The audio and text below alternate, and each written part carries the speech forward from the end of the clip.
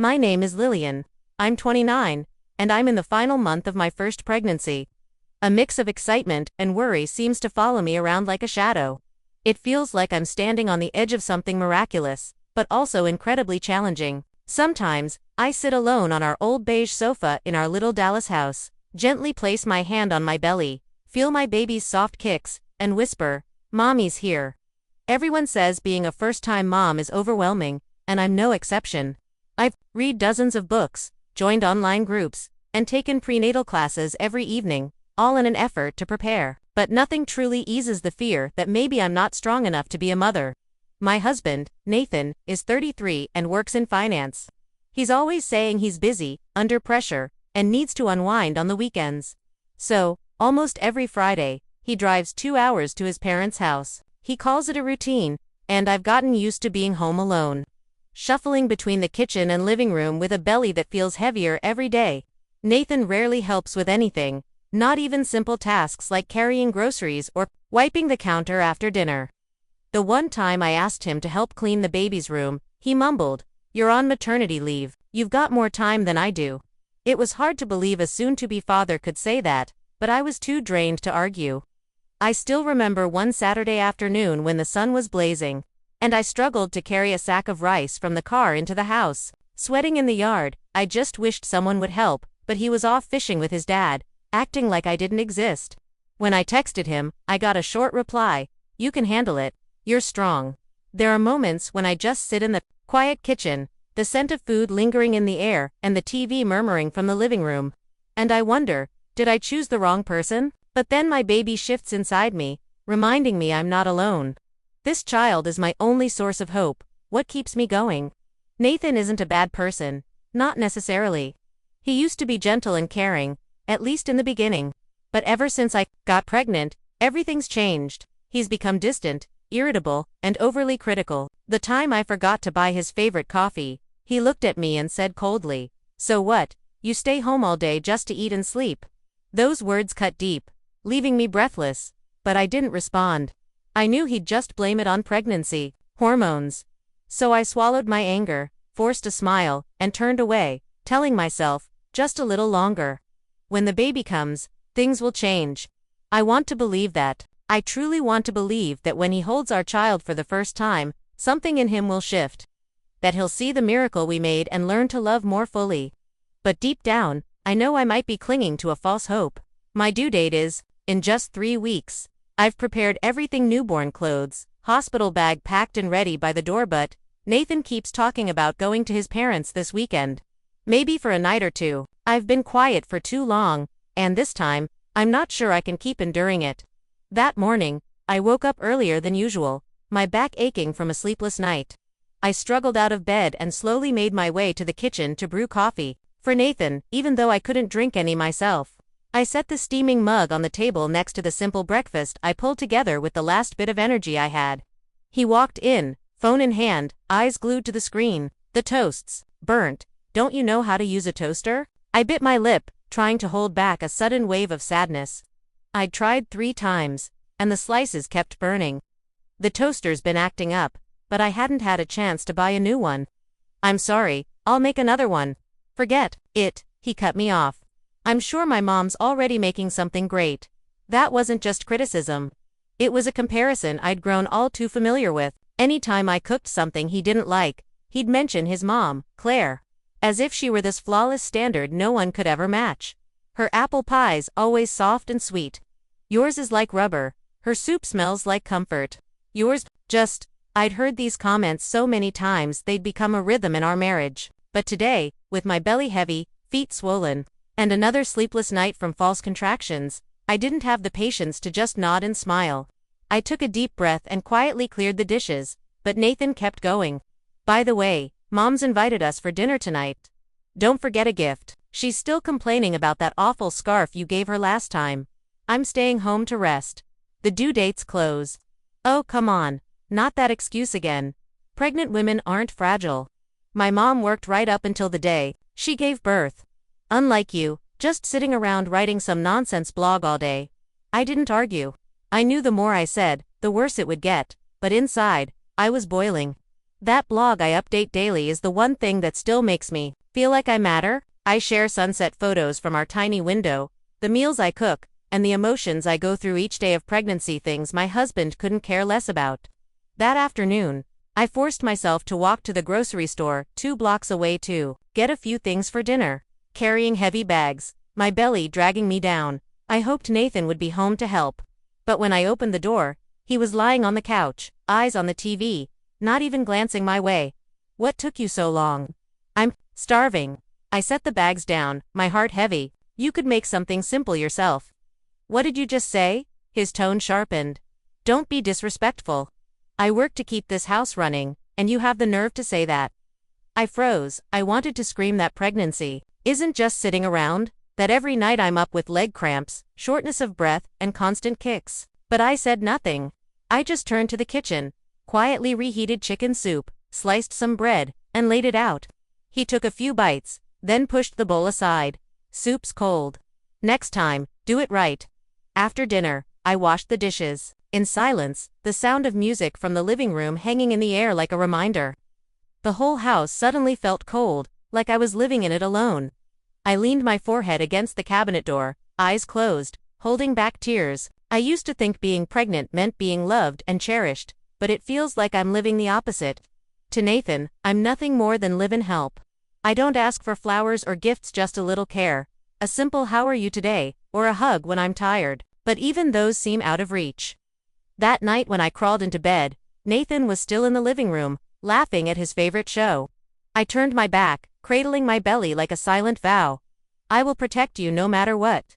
One weekend morning, after finishing the baby's room and gasping for air from the effort, Nathan called out from the living room, surprisingly cheerful, "Lillian, pack your stuff. We're going to Colorado Springs with my parents next week. A little family trip before the baby comes." I froze. "Next week, Nathan? My due date isn't here yet, but the doctor said I could go into labor any time." He waved it off like I was being dramatic. "You're always so negative. A few days in the mountains will be good for you and the baby. Mom says the fresh air will help." A chill ran down my spine. Less than 2 weeks to my due date. I had everything ready: hospital bag, paperwork, doctor schedules, and now he wanted me to go on a trip? I don't think that's a good idea. I really don't want to take the risk." Nathan cut me off, more irritated. "I already told my parents. They're excited. You just need to rest in the cabin. I'll handle everything else." I stayed quiet, not because I agreed, but because I knew any objection would turn into another pointless argument. Since getting pregnant, I'd had to give up so much, and now I had to decide if I'd keep compromising. That day I called my doctor to ask about the risk of early labor. She gently advised me to avoid long-distance travel and be prepared in case anything starts. Her words echoed in my mind, but Nathan didn't care to listen. In the end, I reluctantly folded clothes, packed my suitcase, and got ready for the trip. I wasn't comfortable with it, but I kept calm, hoping everything would be okay. On the morning of departure, the sky was gray and the wind chilly. As I stepped into the car and sat in the front seat, a strange sensation rippled through my lower belly. I looked down. A warm wetness was spreading quickly across my dress. My water had broken. "Nathan, I think my water just broke. We need to get to the hospital now." He turned, frowning like I'd just ruined his picnic. "Are you serious right now? This isn't a joke. I need to go to the hospital. The baby's coming." Instead of doing what I needed, Nathan got out of the car, scowling at the now wet seat. "Seriously, you soaked the leather seat. You couldn't have waited." I stared at him, stunned. "Nathan, I need emergency help, please." He exhaled sharply, then, without hesitation, opened my door. "Get out. I can't let this car smell like that. Call a cab or something." I froze. What are you saying? I can't go by myself. I don't have time. My parents are waiting. I'm not missing this trip just because you're freaking out." And then, right in front of my shocked eyes, Nathan pulled my suitcase from the trunk, set it down by the curb, and drove off, leaving me standing alone on the sidewalk as the first contraction started to tighten in my abdomen. I mustered all my strength to call for an ambulance, my hand shaking so much I nearly dropped the phone. Just then, a car pulled up beside me. "Lillian," a familiar voice called out from the rolled-down window. It was Chloe, our neighbor. She stepped out, her eyes scanning me with concern. "Your water broke. Get in the car. Quick. I'll take you to the hospital." Without waiting for my reply, Chloe helped me into her car, gently fastened my seat belt, then hit the gas. All the way to the hospital, she held my hand, reassuring me while asking about my condition. I was in pain and deeply embarrassed, but overwhelmingly grateful. "Why is it me and not your husband?" she asked softly. I didn't answer. I just looked down as tears rolled down my cheeks. Once we arrived, everything happened fast. I was rushed into the ER, my heart pounding, my mind spinning with one haunting question.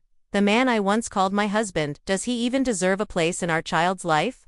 I didn't know, but what I did know was that the moment Nathan drove away was also the moment I let go of the last illusion I had left. I woke up under the pale white light of the hospital room. The smell of antiseptic and the beeping of the monitors reminded me I was okay, or at least, still alive after the nightmare. It took a few seconds for everything to come back to me. My water breaking, Nathan abandoning me, and Chloe, the one who brought me to safety. When I opened my eyes, Chloe was sitting next to my bed, holding a now cold paper cup of coffee. She looked up and smiled gently, like she'd been waiting for me forever. "You're awake." "Thank God," Chloe said, her voice trembling. I nodded as best I could, my throat dry. "My baby, how is she?" "A girl, healthy and beautiful like an angel," Chloe answered, then gently took my hand. "The doctor said everything went smoothly. Both mom and baby are stable." I let out a breath of relief.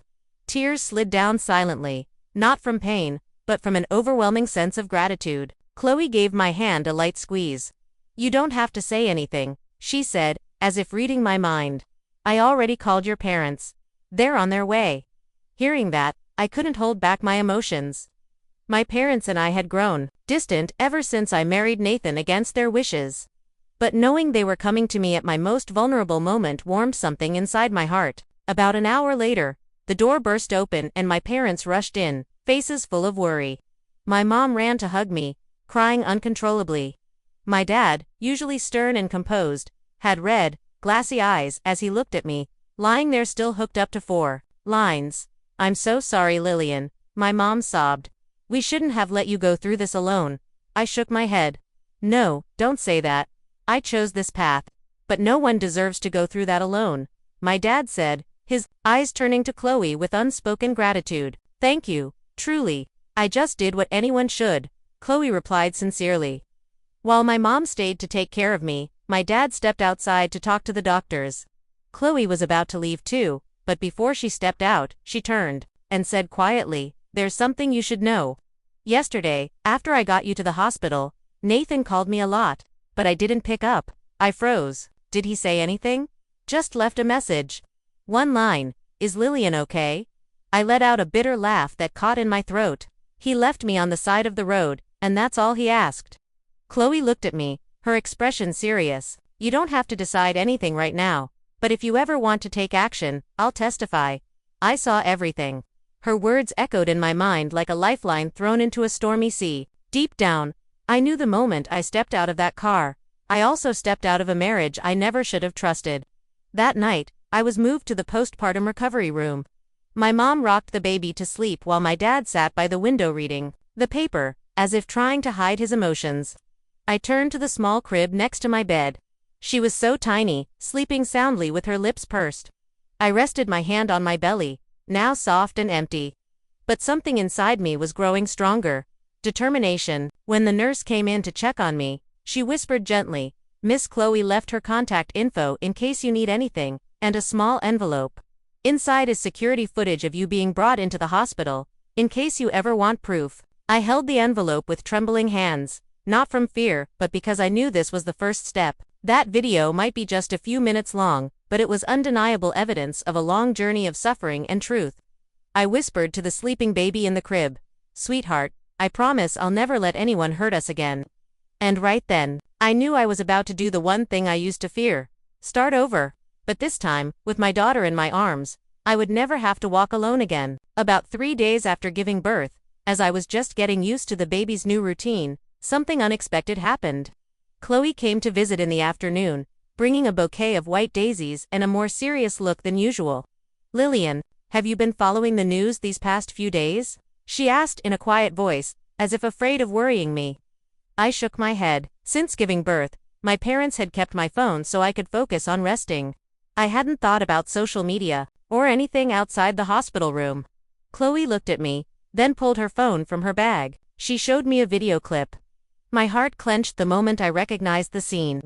It was me, heavily pregnant, wobbling on the sidewalk, amniotic fluid pooling at my feet.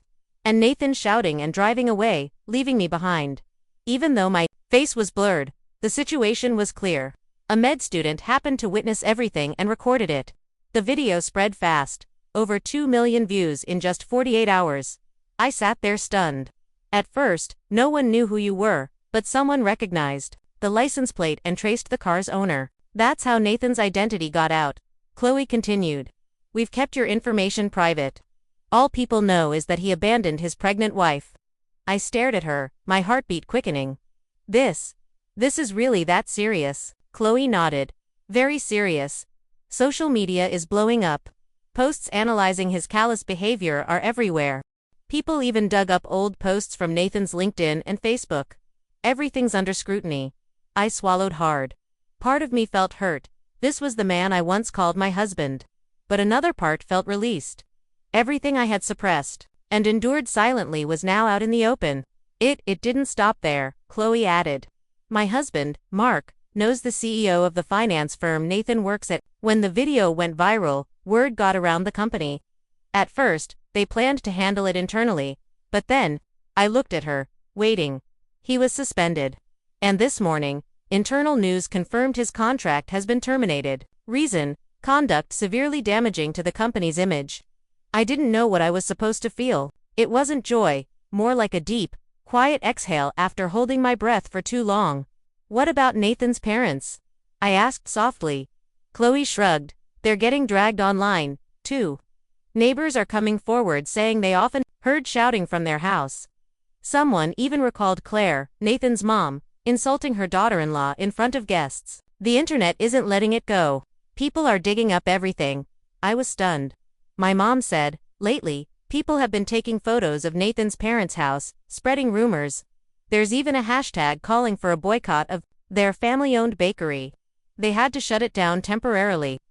I sat there in silence, flooded with mixed emotions. For a fleeting moment, it felt like justice had spoken, not through loud judgments, but through the raw exposure of truth, too clear to ignore.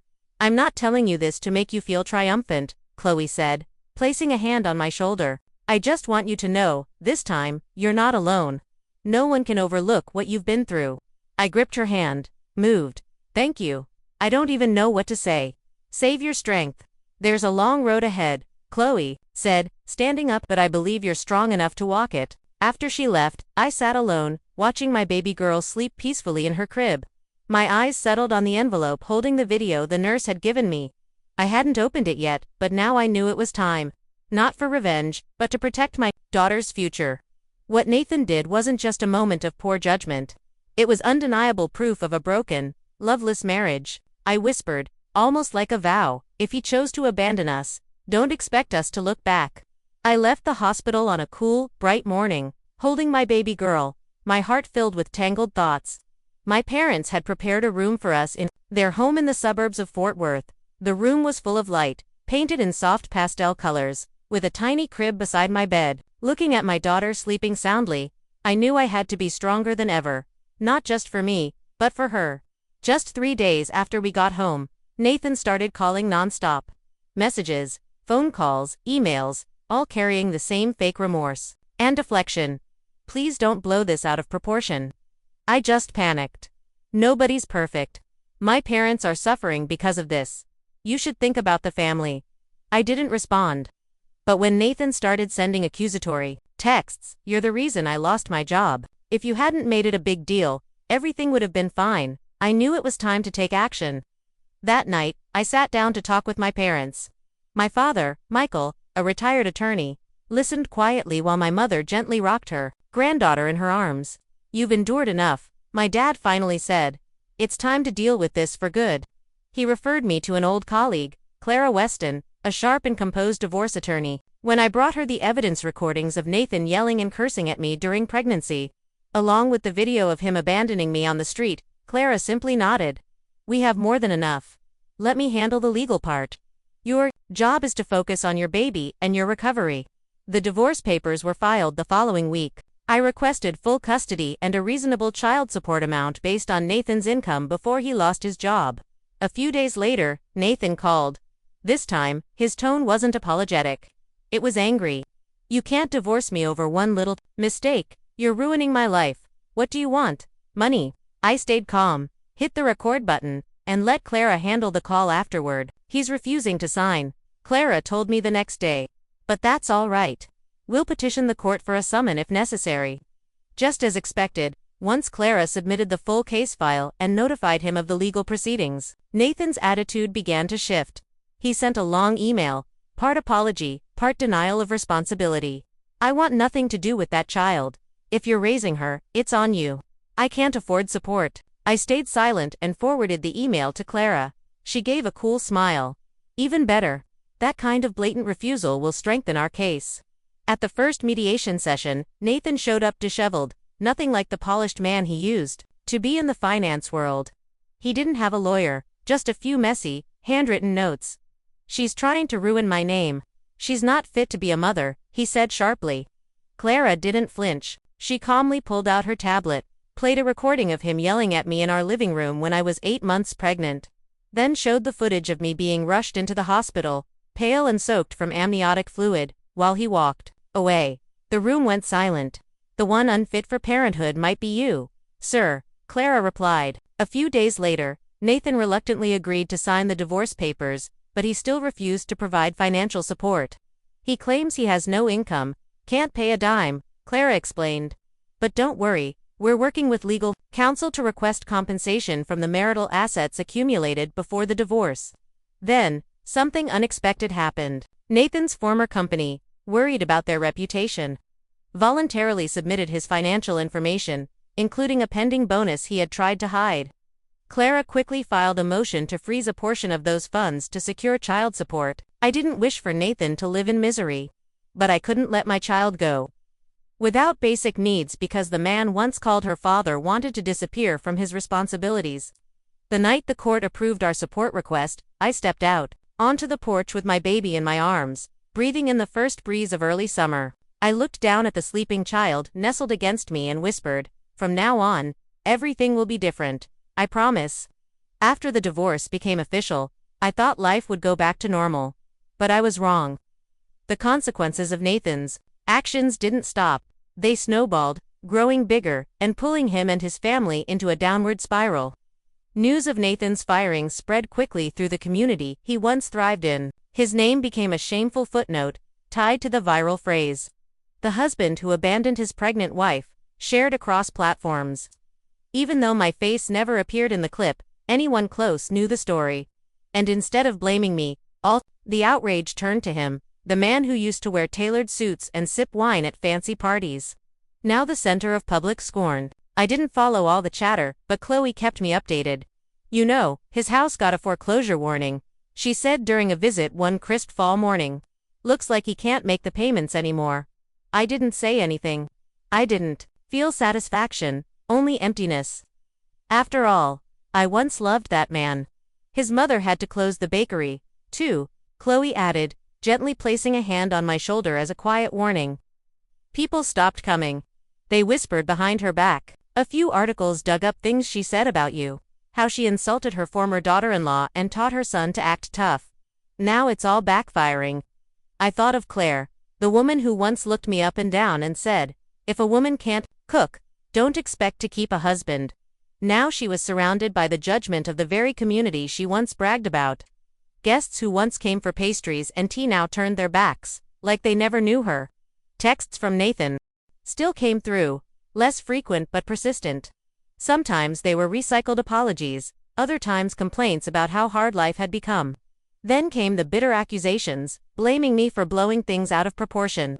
I didn't respond. I'd learned that silence can be the strongest decision. Any reply would just open a door to a relationship that had long since rotted. One day, I received an unmarked package.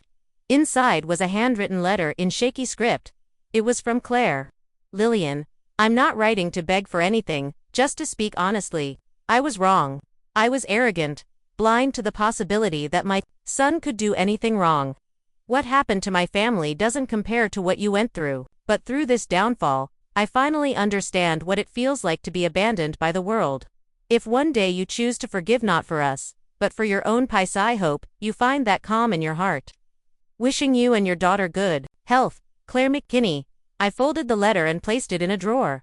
No tears, no anger. I understood everything she wrote, but that didn't mean I would forget. Forgiveness and forgetting are two very different things. I would not live with bitterness, but I would not walk back down that road again, either. Just a few weeks later, I heard Nathan had left the state. Rumor was he'd taken a server job in a small town, scraping by. That image was a far cry from the man I met years ago, the one who talked about stocks, investments, and a brilliant future. As for me, I returned to work after maternity leave. With help from my parents and Chloe, I managed a steady routine. Baby Sophia was growing strong, full of giggles, with bright brown eyes everyone adored. One afternoon while strolling with my daughter in the park, a middle-aged woman approached me with a warm smile. "You're Lillian, right? I follow your blog. I just wanted to say, you've inspired so many women like me. Thank you for being brave." I smiled, my heart a little lighter. I used to think life after divorce would be lonely and bleak, but as it turned out, freedom and peace were sweeter than any fairy tale marriage could have been. Our life gradually settled. The small house on the edge of the woods north of Fort Worth, where my parents had retired, became the first true home I'd known since leaving my marriage. Each morning I woke to bird song, the smell of my mom's baking, and the soft cooing of baby Sophia in her crib. Chloe, the neighbor who saved me at my most fragile moment, remained by my side like a big sister. Every week she visited Sophia, bringing fresh fruit, homemade treats, and a kindness that touched me more than words could express. Once, I teased, "Aren't you tired of my drama? It's like you've been carrying the weight for me." Chloe just smiled, her eyes gentle. "Lillian, sometimes helping someone else is also helping yourself. You don't know this, but what you've been through. It's incredible. Women like you deserve the best kind of ending." It was through those visits that I met Evan, Chloe's son. He was 32, a structural engineer living in Austin, and he often came home on weekends to visit. The first time we met, I thought he was quiet, with eyes that held a kind of sadness, like someone who'd lived through more than he let on. But those same eyes, whenever he looked at Sophia, lit up with undeniable warmth. It started with simple greetings, then small talk over afternoon tea. Slowly, we shared more about work, wildflowers, hiking, and the disappointments of our pasts. One evening, after everyone had gone inside, I was standing on the porch rocking Sophia when Evan stepped out with 2 cups of warm ginger tea. He stood beside me in silence for a long while, then asked quietly, "Lillian, have you thought about starting over?" The question sank into my chest. Starting over. That phrase used to overwhelm me. But that night, under the amber porch light and soft autumn breeze, I didn't feel afraid. "I don't know," I whispered. "I've only just learned how to survive. I haven't had time to learn how to dream again." Evan nodded, "Not rushing. Being honest with your feelings. That's already a step forward." After that night, he showed up more often. Never loud or pushy, just small things, holding Sophia when my hands were full, fixing a wobbly chair, quietly cleaning up after dinner with my parents. He didn't say much, but every gesture left a strange peace in me. One day, I saw Sophia laughing out loud as Evan lifted her into the air.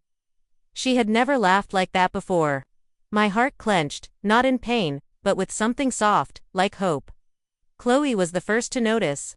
One afternoon as we made tea, she tilted her head playfully. "Tell me the truth, you and Evan. Is there something there?"